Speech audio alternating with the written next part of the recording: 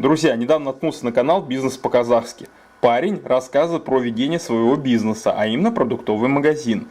Владеет очень полезной информацией и делится с подписчиками. Поэтому, кому интересна тема продуктовый магазин, переходите по ссылочке в описании, подписывайтесь, много полезной информации. Канал вне системы рекомендует.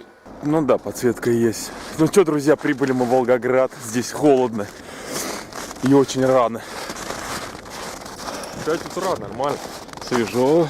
Первое заведение, которое открылось в Волгограде, это Макдональдс.